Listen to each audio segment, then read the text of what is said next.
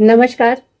शुभ सृजन नेटवर्क की पुस्तक परिचर्चा में आप सबका स्वागत है। पुस्तक परिचर्चा यानी पुस्तक के बारे में हम जिसमें बताते हैं आपको। और आज की जो किताब है हमारे हाथ में वो ये है, केदारनाथ सिंह की सृष्टि पर पहरा। केदारनाथ सिंह जी की सृष्टि पर पहरा और ये राजकमल प्रकाशन से आई हुई पुस्तक है। बहुत लोकप्रिय पुस्तक है और मुझे अभी हाल में मिली और इसके लिए मैं अपनी जो मित्र हैं अर्चना, उनका आभार व्यक्त करना चाहूँगी। उनके स्कूल में जाने का मौका मिला तो वहाँ पर ये पुस्तक मुझे मिली। ये आप देख रहे हैं, तो काव्य संकलन है और कवि ने ये जो पुस्तक समर्पित की है वो अपने गांव के लोगों को समर्पित की है। लिखते हैं अपने गांव के लोगों को जिन तक यह किताब कभी नहीं पहुंचेगी। इस पूरे संकलन में बहुत सारी कविताएं हैं, बहुत अच्छी कविताएं हैं। बहुत मोटा नहीं है पर बहुत पतला नहीं है। इस संकलन में मुझे जो कुछ अच्छी बातें जो लिखी उसमें केदारनाथ सिंह की कविता के बारे में तो अलग से कुछ कहने की जरूरत ही नहीं है। बहुत सी लोकप्रिय कविताएं हैं वो भी इस संकलन में हैं, जिसमें से एक है हिंदी मेरा देश है। तो ये कविता तो मैं आपको पढ़कर सुनाना ही चाहूंगी। इसके साथ ही कुछ एक जो कविताएं हैं वो अलग अलग लोगों पर हैं। कुछ बहुत सी लोकप्रिय कविताएं भी हैं। तो कि इस काव्य संकलन से गुजरना एक अच्छा अनुभव रहा। चलिए शुरुआत करते हैं। जो फ्लैप पर ये जो कविता है उसी से। हिंदी मेरा देश है। हिंदी मेरा देश है, भोजपुरी मेरा घर। घर से निकलता हूं तो चला जाता हूं देश में। देश से छुट्टी मिलती है तो लौट आता हूं घर। इस आवाजाही में कई बार घर में चला जाता है देश। देश में कई बार छूट जाता है घर। मैं दोनों को प्यार करता हूं। और देखिए ना मेरी मुश्किल, पिछले 60 वर्षों से दोनों को खोज रहा हूं। ये कविता फ्लैप पर है और हिंदी और भोजपुरी को लेकर कवि के जो संबंध है उससे लेकर बहुत सारी कविताएं हैं। और इस काव्य संग्रह में विविधता है। यहाँ पे सूर्य से लेकर विद्रोह तक, वहां से लेकर कपास के फूल। एक बड़ी अच्छी कविता मुझे लगी कवि कुंभन दास के प्रति।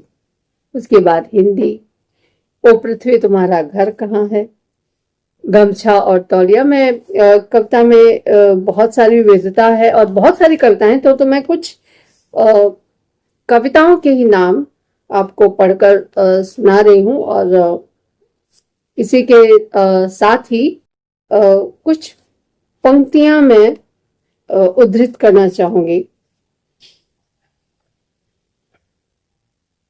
और इसके बारे में जो मैं बता रही थी कवि कुंभन दास के प्रति, लंबी कविता है पर अंत की जो मारक पंक्तियां जो मुझे लगी, जानता हूं समाधि से फूटकर आता नहीं कोई उत्तर, फिर भी कविवर जाते जाते पूछ लूं, यह कैसी अनबन है कविता और सीकरी के बीच कि सदियां गुजर गई और दोनों में आज तक पटी ही नहीं।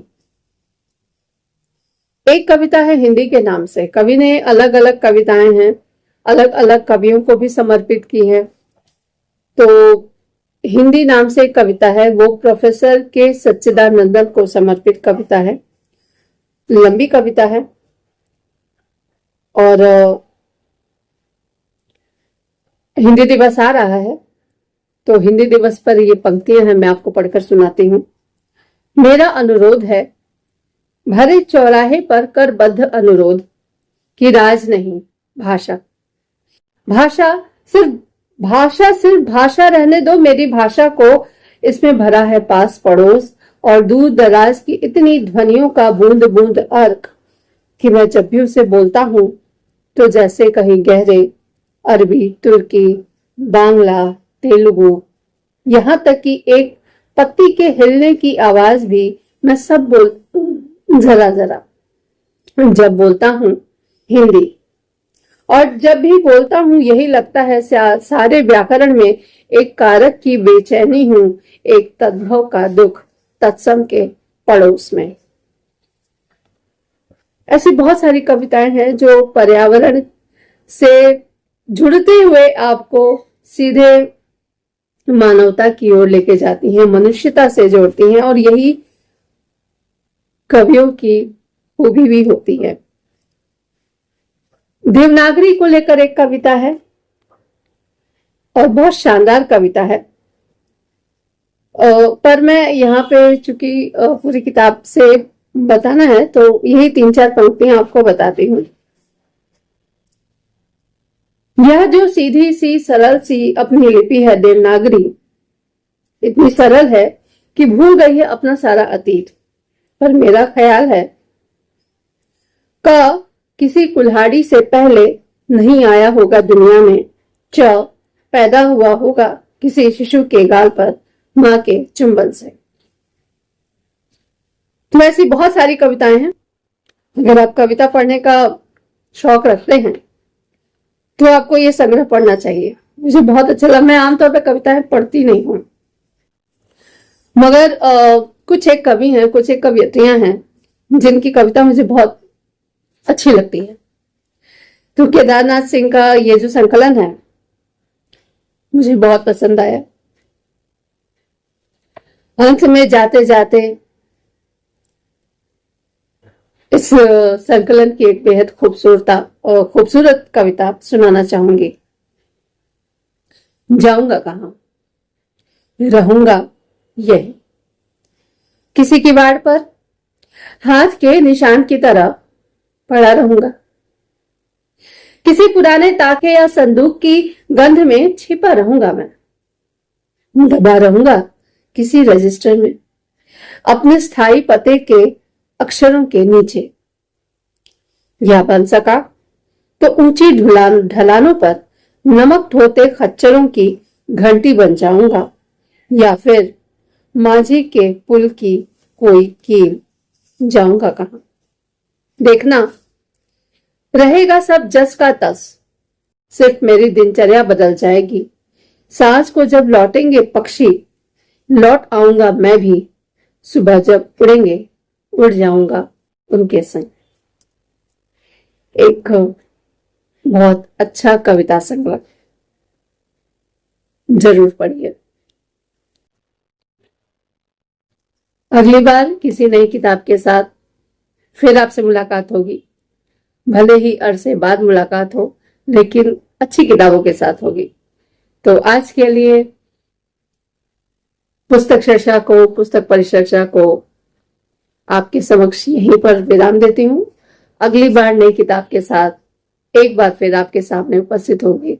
तब तक के लिए सुषमा कनुप्रिया को दीजिए अनुमति। नमस्कार, और इसे पढ़ना ना भूलिए।